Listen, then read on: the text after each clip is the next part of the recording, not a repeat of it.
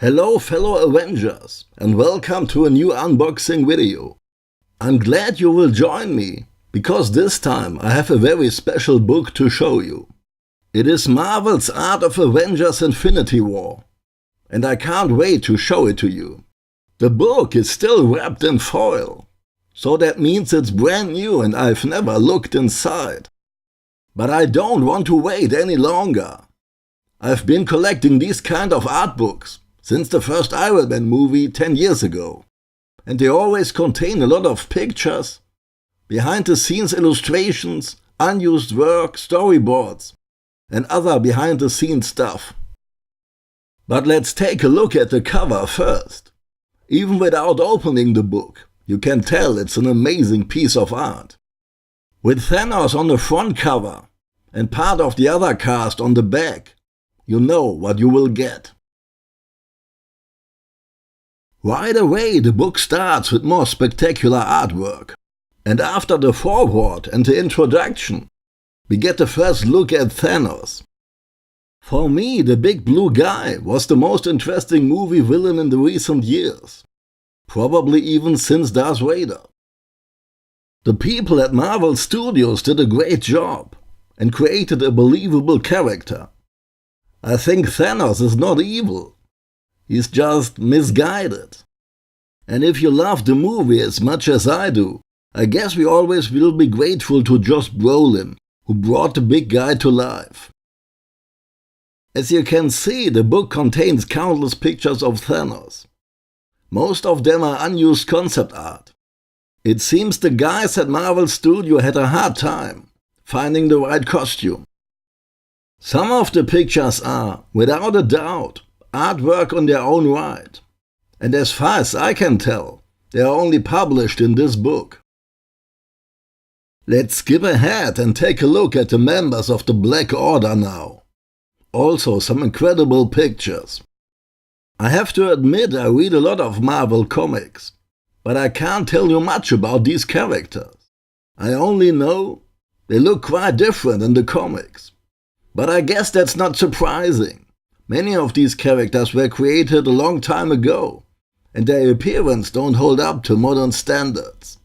That's why they look different now.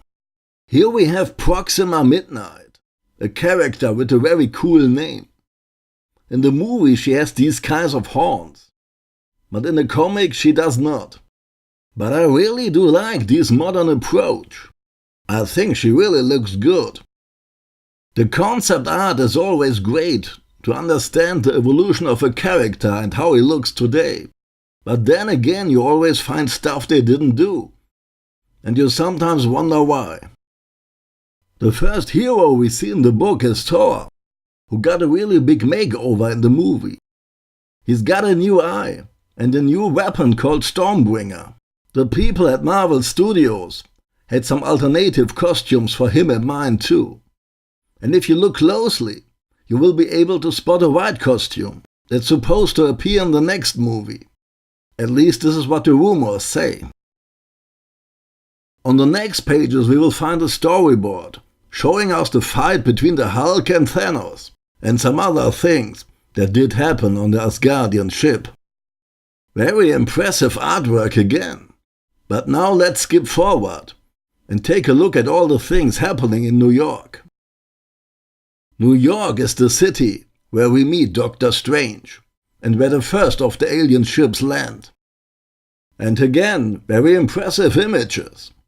I guess by the time these pictures were made, they had already figured out how this fight will take place. New York City is also the place where we meet Iron Man. And if you follow my channel, you know I'm a big fan.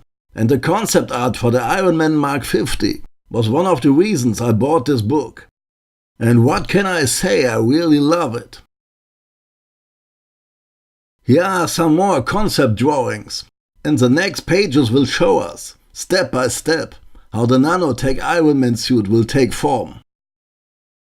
Many fans compare the Mark 50 with the bleeding edge Iron Man from the comics, and I couldn't agree more. This is the best Iron Man we could get. But in this movie, Iron Man is not the only thing created by Tony Stark. There's also Spider-Man with a brand new outfit, called the Iron Spider. At least this is what fans call it, and the name the suit had in the comics. Despite having the same name, the Iron Spider looks very different in the movie. But in some of the concept art pictures, we can see a costume that is more faithful to the comic version, and also a black variant never seen before. Next in the book are the so-called Q-ships. But I will skip this section and move on to everyone's favorite tree called Groot. Groot's overall appearance hasn't changed much. He just looks like a teenage version of himself. One character that changed a lot in this movie is Captain America. His costume is much darker, and the silver star is gone, and so is his famous shield. And the guy has a beard now. Captain America's new shield I don't like so much. I understand why it had to happen story-wise, but I don't like the overall shape of it. I just wish they had gone with the traditional round shield, maybe in dark blue or black.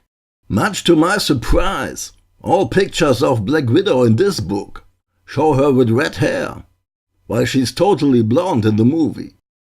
Also, we have some pictures of Falcon. Did his costume change a lot? I really can't tell. As you can imagine, there are many more pages in this book. But let me finish my review with the most unexpected character, the Red Skull. His return was really a surprise to me. I did not expect to see this guy again, but he did return. And he did it in a way that really makes sense for the movie. It's just too bad he wasn't played by Hugo Weaving this time. And that is all I wanted to show you this time. If you are a big fan of the Avengers movies, I can only recommend this book. And in this short video I was only able to show you a few pages. There's much more content to see. And if you made it to the very end of this video, I can only say thanks for watching. Please like and subscribe. And as always, I'm glad if you share your thoughts in the comments for this video. I will return with some more unboxing very soon.